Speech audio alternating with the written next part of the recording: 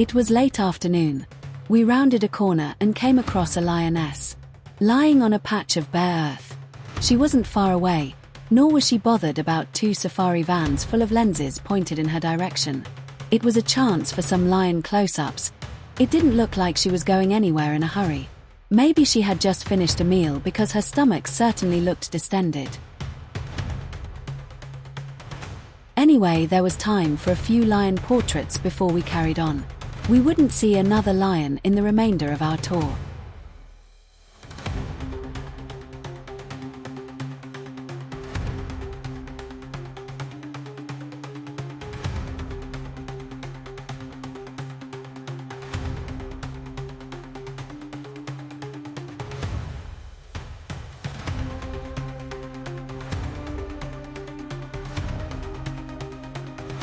Thank you, Madam Lion. An unusual chance to see vultures sat up in a tree. Most we saw were in flight. Equally rare were these small button quail that we came across shortly after leaving the lioness. They really didn't show us their good sides. Ovambo sparrowhawk is also called Ovampo sparrowhawk and is named after Ovamboland in northern Namibia.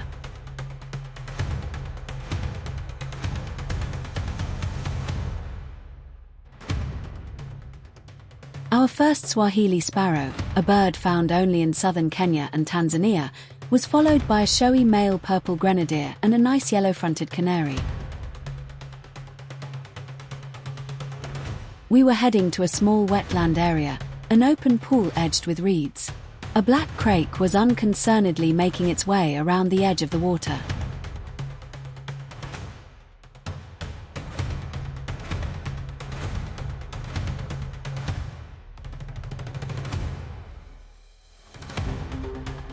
On the banks, a wattled lapwing showed well.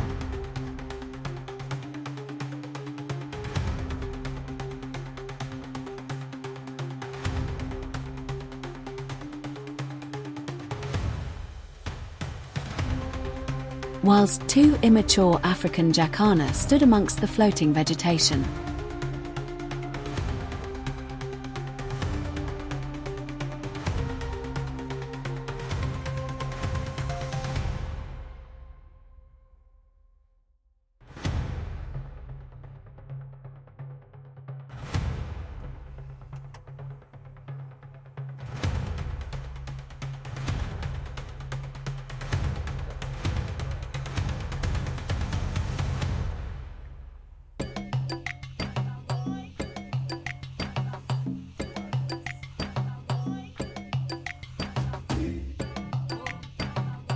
A couple of little marsh terrapins, probably better named as African helmeted turtles, occupied a rock on the edge of the pool.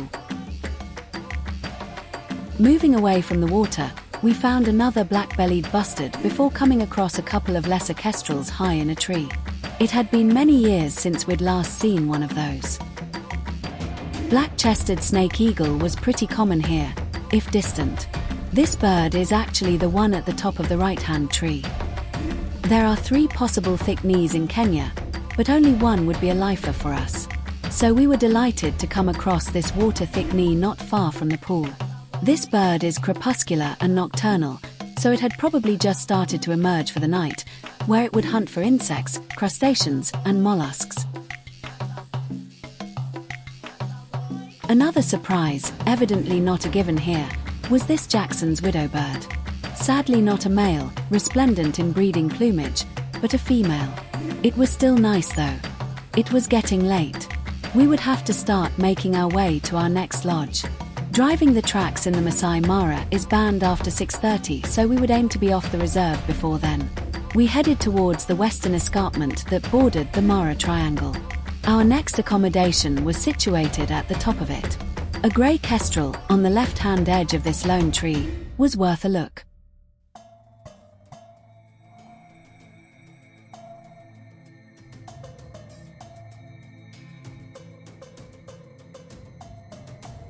Coqui francolins, the first we had seen, were moving around in the grasses at the edge of the track.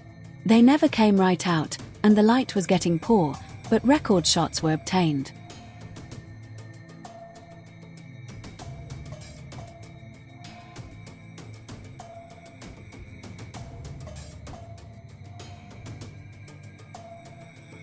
Record shots were also obtained of yellow-spotted petronia, a sparrow species named for a yellow spot on the throat that is rarely seen, and of a female-type pied wheat ear. Another small pool, or possibly a mud wallow, which was occupied by a hippopotamus, lying on its side and leaving just one nostril on the surface. It was clearly enjoying the wallow. It reminded me of the song Mud, Mud, Glorious Mud. It was interesting to see the nostril closing when it went under the surface.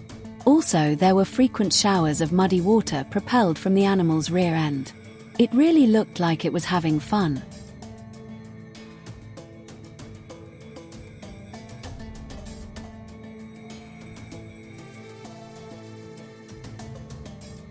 Maybe this mud coating is just the thing to protect the hide from biting insects once it leaves the water to graze overnight.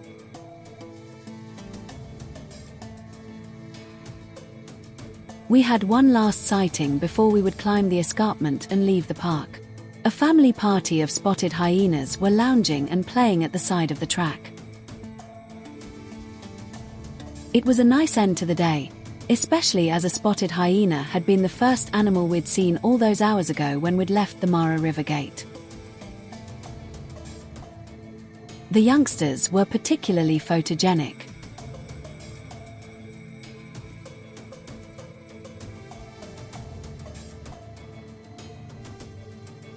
Tonight's accommodation would be more luxury tents, this time at the Mara West Camp. Tomorrow we would have another full day exploring the Ululolo Escarpment and the Mara Triangle. Could it be as good as today had been? We couldn't wait to find out. For more information, see our 3-volume travelogue as ebooks or paperbacks from Amazon. If you have enjoyed this video, please like and subscribe to our channel. Make sure not to miss the other videos in our Kenyan birding safari series. If you like this content, why not check out our Australian birding adventure series of videos, ebooks, and paperbacks?